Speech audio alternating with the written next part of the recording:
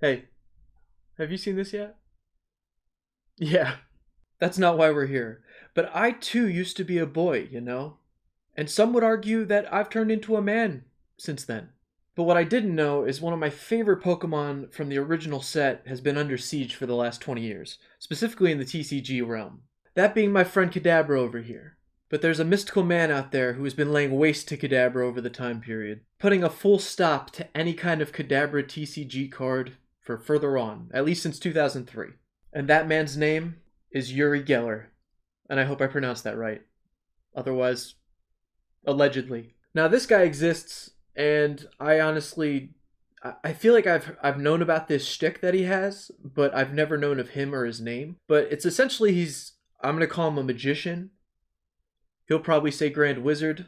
I don't know. But he's a magician of sorts, and his main thing that he, I guess, has gotten big for is holding a spoon, and like that's why it's like culturally, I don't know, accepted that we bend spoons now. He made his come up essentially by bending spoons with telekinesis powers, if you believe in such a thing, which I happen to do. And as you can see here, he's got many pictures of him with spoons, which is pretty interesting. But along the way, in 2003, he put a lawsuit on Nintendo for any kind of artwork with Kadabra. Somehow, I haven't looked too far into it. I don't know how they were able to use it in like the video games and stuff.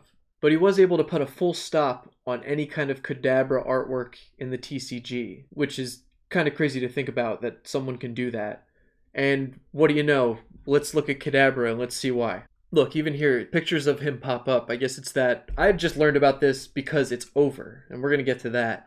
But we're going through it. I was wondering why he couldn't put a stop on Alakazam, because Alakazam also has spoons. But I think he was able to win because Kadabra has one spoon. I feel like this shouldn't be a pen. This will work much better. But like I was saying, I think he was only able to get the whole copyright thing on Kadabra because there's one single spoon. And as you can see down here, it's like right next to him, which is kind of funny because it looks like Kadabra's flipping him off. When you look up this guy in general, you usually find pictures of him with spoons. So I guess he has somehow trademarked bending spoons, and I hope I'm not breaking that right now in this video. Even this doesn't feel right. Much better, but I digress.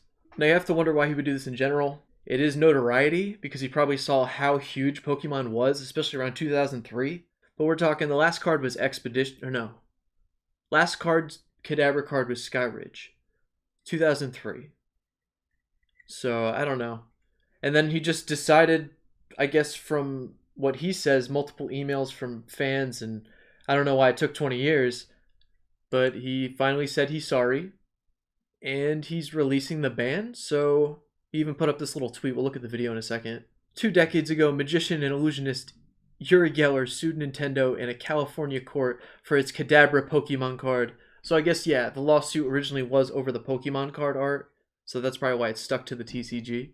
You see, Geller is known for his spoon bending trick, just like Kadabra. I mean, I guess I think of a spoon when I think of Kadabra, but it's not the first thing I think of. I don't know. We'll have to leave that up to you. Geller is apologizing for the lawsuit, but you have to wonder why now, right?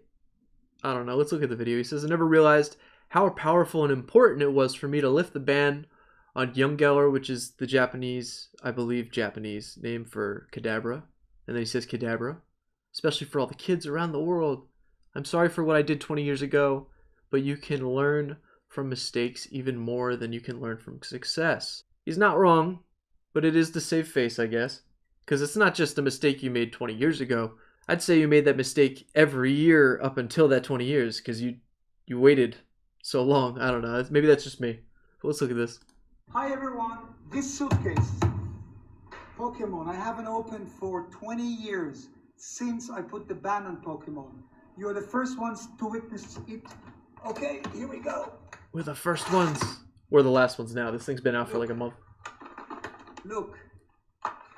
Oh wow, though. This was all when I went to the lawyers stupidly. Oh, I remember those toys Pokemon though. Cards. Wow. How much for the case, my dude?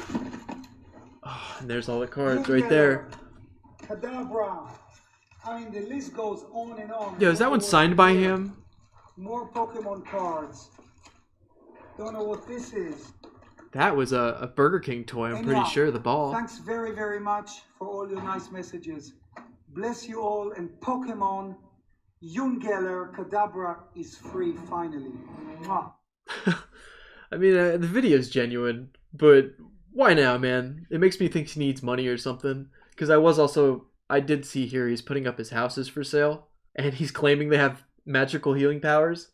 So if you want a magical house, get a house in Britain for 8 million. I guess he's blessed the house somehow. I don't know. Hey, also I have to throw this in here because I forgot to do it in the beginning, but I'm also going to be opening up an Alakazam V box at the end of this video if you want to pay attention to it. Maybe he finally grew a heart? I don't know, because he even called himself stupid. I'll give him that. He stupidly claimed the lawsuit. It probably was a lot of money to sue Pokemon too, because Pokemon has a lot of money. I can only imagine. Alright, now like I said, there was a very limited amount of Kadabra cards because he stopped the art completely. And then we have them right here. I looked them all up. I have, well, technically, there's so many reprints of the base set and the base set 2. I have 5 of the 8. We're going to look over them in a few minutes, just to be in the theme of the video. But I don't have that Skyridge one. I wish I did. I wish. I want to see a video of Uri Geller, like, do something. I just want to see him bend the spoon, I guess. I need to see the act, so I can separate the art from the artist. Uri Geller! Look, it dates back to, like, the 70s, I think that is. I mean, I bet it was pretty easy to convince people in the 70s that you could bend a spoon. Here's one from the beginning, because I want to see him in his element, not now. I want to see him originally when he was in his prime, essentially. Just be patient. Que tengan paciencia. Melt, derrítete. Derrítete. Very soon, the metal will become soft. Dentro de poco el metal se pondrá muy If the suave. yes, the camera will look at it. Just give me time. Melt, derrítete. And you people at home, don't do anything yet. Los It's gente en casa que hypnotizing. no hagan nada todavía, No. Help me. que le ayuden. Piensen todos. Piensen todos que se derrita, que se Yes, derrita, yes. que se You derrita. see, it's becoming very soft. Se está suavizando. And this is not an illusion. Esto no es It's ninguna like ilusión. it's becoming like plastic. Se está You convirtiendo como see? si fuera And plástico. there's no force. Look, there's no force in my fingers. No está haciendo ninguna fuerza. There's no force in my fingers, Look, Se you see? rompió. except for when But I'm it's pushing it. cold. Sí, está But he frío. broke Cool, it. pero se ha roto. Cold. What happened is my mind Lo que ha pasado es que su mente can melt the metal down. debe derretir el metal. What? Okay. Gallium. Here's another video for a gallium Have spoon. you ever wanted to bend a spoon with a superpower? Even though this is a trick, today I'm going to show you how to make what's called a gallium spoon. This metal has a melting point at roughly 85.57 degrees, which is like 10 degrees more than room temperature. There you go. So your fingers. There's a spoon. Let this sit, and it gets Wow, into the we've temperature of debunked it about and fell for it in the 85.5 same video. and it's going to start melting. Now, all you'd have to do is concentrate. That was good. So Uri Geller's got his gallium spoons in his bag. That's too funny. Thank you, YouTube. Teaching me something good. And we're going to take it down a notch with the mood lighting. We got our spoon. We got our cards. Let's hope for some nice pulls. And let's look at some nice Kadabra artwork, because that's the main reason why we're here. First up, we have the Shadowless base set. I forget where I got this. This is probably my original, to be honest. I only have a few base set cards left. My mother convinced me into getting rid of them when I was younger. Somewhere in my cousin's closet somewhere. But this is the Kadabra Shadowless. As you can see, it has no shadow on the border. You'll notice it more when we look at the base set 2 version. And the cut's not the worst. This is probably when quality control was at its best, when they first started, because now it's totally out of whack. And then here we have the base set 2. Let's see if I can get a nice shot. But as you can see, it has the shadow here. Actually, I can't even compare. Notice how this is shadow here, and there's also a shadow base set, but I don't have that. And this isn't even first edition. This is just shadowless. But then we have the base set 2, which just adds more shadow. We have the Dark Kadabra. I used to love this set. This was the Team Rocket set. This one's first edition. This one's my baby. Very cool. But I always wanted the Dark Charizard from this set. Could never pull it. But what a great card. Up next, we have the Sabrina's Kadabra. And this card is ridiculous. Also first edition. I love this card. But this attack right here for 1 energy, it leaves any defending Pokemon with 10 HP. That's nuts. If you flip a heads. So I guess that's the caveat. But that's crazy. I also love the artwork here because he's actually doing the side shot. And then my last Kadabra card, we have the Expeditions. Sorry, something in my eye. We have the Expeditions Kadabra. And this is when they had the e-readers. I didn't actually have the machine or like the thing for your Game Boy. But my one buddy did, and it was pretty cool. I just collected the cards at the time. Unfortunately, I don't have any reverses. Alright, in the finale, it probably doesn't even fit on this camera screen, but it's an Alakazam V. I was able to find this guy on Walmart.com, and as you can see, there's a pack missing. And I had to open it early because I was afraid that there wasn't a pack. I was about to complain to some customer service. But I didn't open it past that because once you look in the side, you can see that there's another pack. But we'll keep that guy. Oh, wow. Yeah, I said it. Oh, wow. Got my cards, got my cases, got my khakis. We got the big, if it fits the screen, we got the big Alakazam V. And again, I'm going to draw back to the cut of the card. Because why are the big cuts, like, perfect? And then as you can see, we have the promo. And look, I know it's, like, not that big of a difference. But this right side is cut way thinner than this side. And maybe it's just my eyes. I don't know. It bugs the crap out of me when a card is cut terribly. But that's the promo. I actually don't have this, so it's a nice addition. Also, I am gearing up to start setting up like giveaways with my future videos. So stay tuned for that. Especially if you watch now, I want it to go to people that actually support the channel. So thank you. But one more look at that Alakazam. Very cool with his bendy spoons. And for one lucky viewer out there, the Alakazam V-Box, hopefully it works. Because it's gone forever now. I can't rip it. And actually I had a kind of a shocker. I did see we have Vivid Voltage, Sword and Shield base, Vivid Voltage, and a Sun and Moon, which was totally unexpected.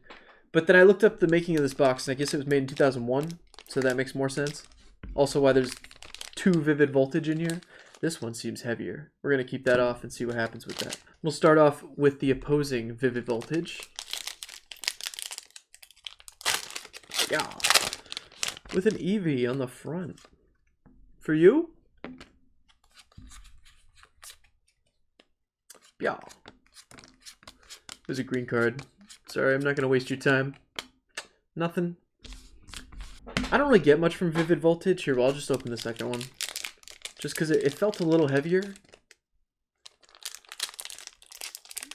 But I usually don't get pull rates from Vivid. That's why when I look at it, I'm just like, That's for you. Oh, okay. Okay. Card trick. Keep me humble. Dusclops. Electrike. Charmeleon. I like to see it. Sandile. Oshawott. Pineco. Clefairy. Reverse Woobat. I'm pretty sure I already have that too. What are the chances that when you get a pull, it's something you already have? How big is the set? Yeah, 185? That's why. They're just getting bigger and bigger. But we got an Aegislash-V. Aegislash. I don't know. I was just talking about this card yesterday. And how it's like in that bag of Pokemon that they made I just don't care for. Because it's just objects. I guess I'm a purist. I like it when they're after animals. We'll go next with the base set Sword and Shield. Sword and Shield. And that'd be cool if that Sun and Moon has a pull. Because I haven't pulled anything from a Sun and Moon in forever. Yeah, it's green. We don't waste time around here, but we got a reverse Score Bunny with the Fire Energy and a Raboot.